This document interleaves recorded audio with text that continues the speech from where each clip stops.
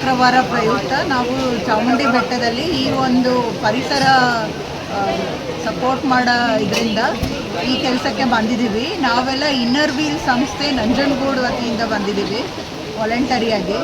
So ಇದು ಏನಂದರೆ ಹೋದ ವರ್ಷ ನಾವು ಸೇವ್ ಸಾಯಿಲ್ ಅಂದರೆ ಭೂಮಿಗೆ ಎಷ್ಟು ಉಪಯುಕ್ತ ಈ ಕೆಮಿಕಲ್ ಇಲ್ಲದೆ ಇರೋ ಥರ ನಾವು ಮಾಡಬೇಕು. ನಮ್ಮ ನೆಕ್ಸ್ಟ್ ಪೀಳಿಗೆಗೆ ನಾವು ನಮಗೆ ಕೊಟ್ಟಿರುವಂತಹ ಪ್ರಕೃತಿ ಇದು ನೀರು ಭೂಮಿ ಇದೆಲ್ಲ ಆ ಥರನೇ ಕೊಡಬೇಕು ಫಲವತ್ತಾಗಿ ಅಂತ ಅಂದರೆ, ಯಾಕಂದರೆ ಈ ಕೆಮಿಕಲ್ ಯೂಸ್ ಮಾಡೋದ್ರಿಂದ ಆ ಫಲವತ್ತತೆ ಕಳ್ಕೊಂಡು ನಮಗೆ ಬೆಳೆಯೋಕ್ಕೆಲ್ಲ ಆಗೋದಿಲ್ಲ.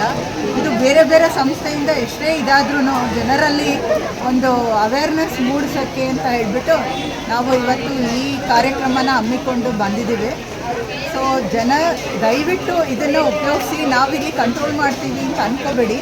ದೇವರಿಗೆ ನಿಮ್ಮ ಭಕ್ತಿಯಿಂದ ಇದು ಮಾಡಿದ್ರೆ ಸಾಕು. ಈ ಕೆಮಿಕಲ್ ಎಲ್ಲ ಉಪಯೋಗಿಸೋದ್ರಿಂದ ನಿಮಗೂ ತೊಂದರೆ, ನಮ್ಮ ಪ್ರಕೃತಿಗೂ ತೊಂದರೆ, ಮತ್ತು ನಮ್ಮ ಮುಂದಿನ ಪೀಳಿಗೆಗೆ ನಾವು ಇಷ್ಟು ನಮಗೆ ಕೊಟ್ಟಿದ್ದು ನಮ್ಮದಲ್ಲ, ಪ್ರಕೃತಿದು ಕೊಟ್ಟಿರೋದು. ಸೊ ನಾವು ಅವ್ರಿಗೆ ಅದೇ ಥರ ಕೊಡಬೇಕು ಅನ್ನೋ ಒಂದು ಇದರಿಂದ ಮಾಡ್ತಾ ಇದ್ದೀವಿ ಅಷ್ಟೇ. ದಯವಿಟ್ಟು ಸಹಕರಿಸಿ ಅಂತ ಕೇಳ್ಕೊತೀವಿ. ಮೇಡಮ್, ತಮ್ಮ ಹೆಸರು?